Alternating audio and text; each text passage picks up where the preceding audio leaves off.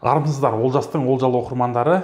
Олай болса, бүгін сіздермен азоспермия жөнінде сөйлесетін боламыз. Азоспермия дегеніміз жалпы не? Қандай ауру? Және де бұның себептері қандай себепке байланысты пайда болады? Және оның шешімі, яғни емі қандай жолмен емдеуге болады?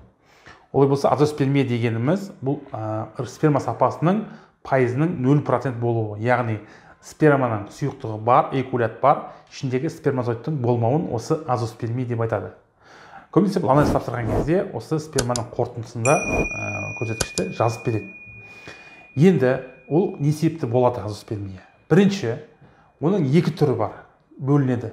Обструктивті түрі болады, екінші необструктивті, яғни обструктивті түрі дегеніміз бұл қандай да бір жыныстық аурулардың кесіріне байланысты, мүмкін хламидия инфекциясының асқынуларынан осы обструктивті азоспермия пайда болады. Екінші, оның тағы да бір себептерінің бірі, қандай да бір қабыну аурулары, мынау ұрық жүретін каналдың бойында, яғни дуктус деференстің бойында, бұл эпидемит ауру болуы мүмкін, архит ауру болуы мүмкін, визикулит ауру болуы мүмкін, бұл простатит ауру болуы мүмкін, бұл уретрит ауру болуы мүмкін. Осы аурулардың кесірінен осы азоспермия дамиды. Яғни бұл ұрық каналдарының бойынан сперманың дұрыс өте алмауына байланысты, кедергінің болуына байланысты, қабынуға байланысты пайда болатын түрі. Ал екінші түрі бұл необструктивный, яғни сперманың жүретін жолы ашық, ешқандай обструкция жоқ, қысылу жоқ, бірақ ұрық пайызы жоқ. Сперма эякулят бөлінеді, бірақ спермазоид іште жоқ. Оның бастапқы себептерінің бірі көп жағдайларда туа пайда болған себепке байланысты. Өйткені туа пайда болған себептің айтатын болсақ, бұл еннің дұрыс дамымай қалуы, еннің көлемінің кішірейіп кетуі, болмаса еннің туылғаннан кіші енді болатын болса, ол жұмыртқаның ұрықты сперматозоидты өндіруге қабілеті болмайды. Осы көп жағдайларда необструктивті азоспермияға алып келетін түрі. Енді бұларды қалай шешуге болады? Шешімін айтатын болсақ, обструктивті азоспермиялардың бастапқы уақыттарында бұны емдеу қажет. Яғни бұл медикаментозды емдеу арқылы, консервативті емдеу арқылы осы азоспермияны қайта қалпына келтіруге болады. Егер де консервативті ем көмектеспейтін болса, онда ол оперативті емге жүгіну керек.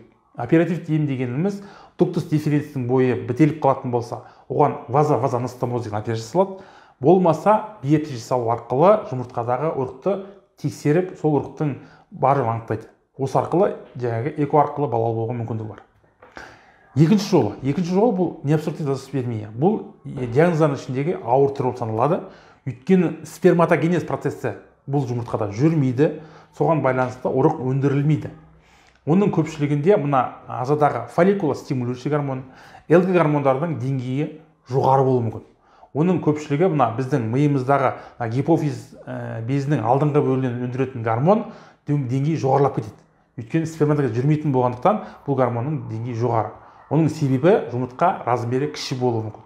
Осыған байланысты азоспермияның осы необструктивті түрі кездеседі. Әрине бұл аурулардың емі гормональдық болуы мүмкін, және де бұл ауруларды қалай алдын алуға болады.